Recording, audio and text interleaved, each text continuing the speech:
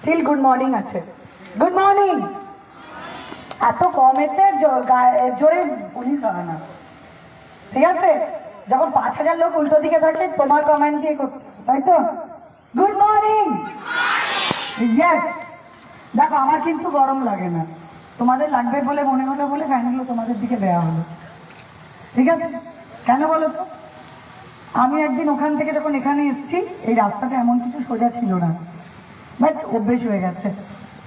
যাকে আজকের ঘটনা নিয়ে বলি, আমাদের মাননীয় মুখ্যমন্ত্রী শ্রী শুভেন্দু অধিকারীজি যখন বলেছেন প্রচুর লোকজন পুলিশে নেওয়া হবে, তার মধ্যে কিন্তু প্রচুর লেডি কনস্টেবলও আছে, তখন ওনার অনুপ্রেরণায় বা ওনার দিশা যেটা দেখানো, ওনার নির্দেশে বলো, আমরা মেয়েদের মধ্যে আরো বেশি স্বনির্ভরতা ছড়িয়ে দিতে চাই। হ্যাঁ, ছেলেদেরকে বাদ দেওয়া নেই, কিন্তু প্রস্তুতি দুজনেরই হবে। কিন্তু আমি নিজে মহিলা, যেহেতু মহিলা হয়তো এসপি হয় না, বাট মহিলা তো মহিলাই, কিছু করার নেই, তাই তোমাদেরকে আরো বেশি করে বলবো। এবং এখন কিন্তু দেখছো তো মাননীয় মুখ্যমন্ত্রী সব জায়গায় উমেন হেল্প ডেস্ক, মেয়েদের স্বাধীনতার জন্য, মেয়েদের স্বনির্ভরতার জন্য, মেয়েদের সিকিউরিটি সেফটির জন্য কথা বলছেন। তো ওনারই দিক নির্দেশ মেনেই আমরা চলি। তো সেই হিসেবে আজকের এই পদক্ষেপ। আমার এখানে কোনো কিছু রোল নেই, রোল দুটো পার্টে। একটা হচ্ছে আমাদের যারা টিম আছে, আমার সিআই সাহেব, আমার ডিএসপি সাহেব, আমার ওসিরা, যারা আমি জাস্ট বলেছিলাম করতে চাই, পুরোটাই ওরা করেছে। তো আমি জাস্ট একটা সেন্টেন্স বলেছি, কাজটা ওরা করেছে। তাই তোমাদের তরফ থেকে ওদের জন্য একটা হাততালি। Thank you, thank you. আর সবচেয়ে বড় হাততালি তোমরা দেবে নিজেদেরকে। আজকে অলরেডি 50% কাজ তোমরা করে ফেলেছো এই মাঠে উপস্থিত থেকে। নিজেদের জন্য একটা হাততালি। আজকে মনে হতে পারে প্রচন্ড গরম লাগছে, প্রচন্ড রোদ্দুর লাগছে, যখন রাস্তায় পুলিশদের দেখো তারা কোথায় দাঁড়িয়ে থাকে? তারাও কিন্তু ছায়ায় থাকে না, তাই না? তাদের কাছেও কিন্তু সবসময় ফ্যান থাকে না, তাদের কাছেও কিন্তু সবসময় ছাতা থাকে না, তারা রোদ্দুরে পড়ে বৃষ্টিতে ভেজে। কেন? আমাদের একটা এখানে ইচ্ছে থাকে, লোককে আমরা ভালো রাখবো। চাকরি প্রচুর হতে পারে, সব চাকরি, কিন্তু কিছু চাকরি থেকে নোবেল প্রফেশন বলা হয়। কেন? সেই চাকরিতে আমরা আর্নিং করি, ভালো থাকি, বাবা মাকে ভালো রাখি, কিন্তু সঙ্গে সমাজের জন্যও কিছু ফেরত দিই। সেই ফেরত দেওয়াটা কিন্তু পুলিশের চাকরিতে খুব বেশি করে হয়। আমার তো আচ্ছা, কারা কারা শক্তিমান দেখেছ? ছোটবেলায় দেখোনি না? আমাদের ছোটবেলায় শক্তিমান ছিল, কেউ একটা জামা পরতো, কেউ একটা ওয়াল করে ঘুরতো, ঘুরলেই শক্তিমান বলে একটা আওয়াজ হতো, তারপরে সে সব পেরে যেত। আমার জন্য ইউনিফর্মটা তাই, এটা আমার শক্তিমান ড্রেস। আমি যখনই ইউনিফর্মটা পরি আমার কষ্ট, খারাপ লাগা, শরীর খারাপ সব চলে যায়। আমি সেই ইউনিফর্মটা আজকে তোমাদের দিশা দেখাবার জন্য সবার মাধ্যম দিয়ে আসতে চেয়েছি। সেই জন্য একটু একটু কষ্ট হলেও অসুবিধে নেই, অভ্যেস হয়ে যাবে। আর কি হবে? নিজের পায়ে দাঁড়ানো। তোমরা বলবে ম্যাম আমরা কি অন্যের পায়ে দাঁড়িয়ে আছি? পা তো আমাদেরই না, ওরকম না। মানে যতদিন তোমরা বাঁচবে, তোমাদের বেঁচে থাকার জন্য, খাওয়ার জন্য, পড়ার জন্য, মোবাইলের রিচার্জের জন্য, একটা ভালো জামা কেনার জন্য, বা সবার আগে কিন্তু আমি বলবো কি বলতো, গয়নাগাটি নয়। দেখো আমি একটাও গয়না পরে নিই, এটা একটা চেন পরেছি শুধু। আমার গয়না কি জানো? This uniform is my ornament. এর থেকে বড় গয়না হয় না। এটা আমাকে সব দিয়েছে, সব। নাম, যশ, টাকা পয়সা মাইনেটা তো মাসের শেষে ঢোকে, ওটা নিয়ে আমি কথাই বলছি না। পরিচিতি, খ্যাতি, আর কি দিয়েছে জানো? অনেকের জন্য কিছু না কিছু করার ক্ষমতা। যারা আমাদের কাছে আসে তাদের মুখে একটু হাসি ফোটাবার ক্ষমতা, তাদের সমস্যা সমাধান করবার ক্ষমতা। এটা অনেক বড় জিনিস, এর থেকে বড় অর্নামেন্ট হয় না। তাই আমি তোমাদের মেয়েদেরকে বলবো, গয়না হোক তোমার কনফিডেন্স, গয়না হোক তোমার বডি ল্যাঙ্গুয়েজ। রাস্তা দিয়ে যখন যাবে এমনি ছেলেরা ভয় পাবে, এতটাই কনফিডেন্স থাকবে, এতটাই ইচ্ছে শক্তি থাকবে, এতটাই শক্ত থাকবে নিজের পা দুটো, তোমাকে হেল্পের জন্য কাউকে লাগবে না। আর হ্যাঁ, একটা মাথার উপরে ছাদ, সেটা নিজের নামে হবে, নিজের টাকায় হবে। আর কোথাও লেখা নেই, আমি সব জায়গায় গেলে বলি, দেখো পাশে যে ছেলেগুলো বসে আছে ওদের কটা হাত? 4টে? আর তোমাদের পা, তোমাদের মাথা দুটো ওদের না? যা, সব এক। তাহলে ওরা ইনকাম করতে পারে, ওরা বাবা মাকে দেখতে পারে, ওরা ছেলে মেয়েকে দেখতে পারে, ওরা বউকে দেখতে পারে, তোমরা পারো না? পারবে তো? শুনতেই পাচ্ছি ইয়েস পারবে, এবং ওরা হেল্প করবে। ওদেরও কি সুবিধা হবে জানো? ওদেরও বেচারাদের অনেকের স্বপ্ন থাকে যে আমি বড় হব, আরো বেশি দিন পড়বো, 25-30 বছর পর্যন্ত ওয়েট করব, চাকরির পরীক্ষা দেবো, আরো বড় জায়গায় পৌঁছাবো। ছেলেদের মধ্যেও কি হয়, এই অনেক স্বপ্ন মরে যায়। তার কারণ সংসারের চাপে, দায়িত্বের চাপে, বাবা মার দায়িত্ব নিতে হবে এই চাপে, বোনের বিয়ে দিতে হবে এই চাপে, ছেলে মেয়েকে দেখতে হবে, বউকে দেখতে হবে এই চাপে বেচারারা হয়তো অনেক ছোট চাকরিতে অনেক আগে গিভ আপ করে দেয়, বা ছোট চাকরিতে সন্তুষ্ট থাকতে বাধ্য হয়।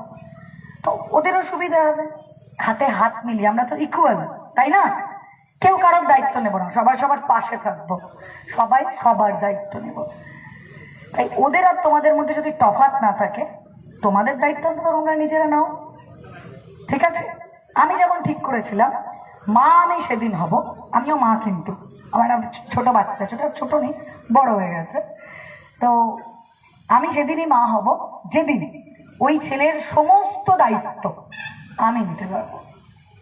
আমি কিন্তু চাকরি পাওয়ার পরে আমার বাচ্চা হয়েছে, আমি কিন্তু সেদিন মা হয়েছি যেদিন ওর জন্মের খরচ, ওর দুধের খরচ, ওর জামার খরচ, ওর চিকিৎসার খরচ, ওর পড়ার খরচ সব আমি আমার টাকায় দিতে পেরেছি, সেদিন হচ্ছে। তাহলে কারোর কাছে হাত পাতার কোনো দরকারই নেই। কেউ ভালোবেসে কর্তব্য করে যদি কিছু করে, ওয়েলকাম, বাট নির্ভরতা উচিত নয়। নির্ভর একমাত্র করবে ওপরে ভগবান, আর নিচে নিচের দুটো পা, দ্যাটস অল। ওটাই একমাত্র নির্ভরতা, আর কোনো নির্ভরতা নেই, ঠিক আছে? আর যখন তোমাদের প্রত্যেকের এই ইচ্ছে শক্তি আছে, তখন না পারার মতো কিচ্ছু নেই, বিশ্বাস করো। আমিও যখন ক্লাস 9, 10, 11, 12-এ পড়েছি, আমি একদম, আমাকে বলা হতো মাঠের মেয়ে। আমি খোখো খেলতাম, I was the district champion in athletics. আমি পড়াশোনা কিন্তু ফার্স্ট হতাম, এটাও একটা সত্যি কথা, ফার্স্ট হতাম, আবার খেলাধুলাতেও থাকতাম। কেন আমার কিন্তু কখনো ট্রেনিংয়ে অসুবিধা হয়নি। সারা জীবন গেছো অলক্ষী তেদর কাইন্ড অফ ছিল, ঠিক আছে? তো অসুবিধে কিছুতে নেই।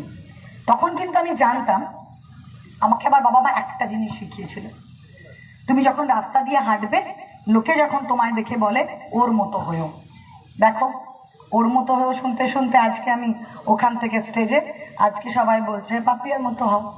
আমি বলবো না, আমি বলবো অনেক অনেক বড় হও। আমি তো কিছুই করে উঠতে পারিনি, তোমরা অনেক অনেক বড় হবে, বড় বড় স্বপ্ন দেখো, আর হ্যাঁ, কোনোভাবে হেরে যেও না।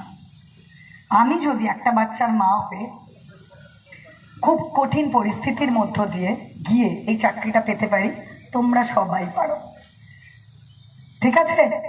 পারবে তো? শুনতে পাই না, আমি দিনের বেলা কম শুনি মনে হয়। পারবে? ইয়েস। এই জোরটা কিন্তু আমি মাঝে মাঝে এসে চেক করবো জোরটা আছে কিনা। আর ও যেমন বললো আমার এসএসপি, তোমাদের মনে হতে পারে এখন কেন 10-এ কেন 11-এ কেন 12-এ কেন, তার কারণ আমি কিন্তু এই পরীক্ষাতে, আমাদের যে WBCS এক্সামটা হয়েছিল, তার কোশ্চেন পেপার কখনো কেউ দেখো, সেটা কিন্তু 9-10-এর কোশ্চেনের উপর বেস করে নেওয়া।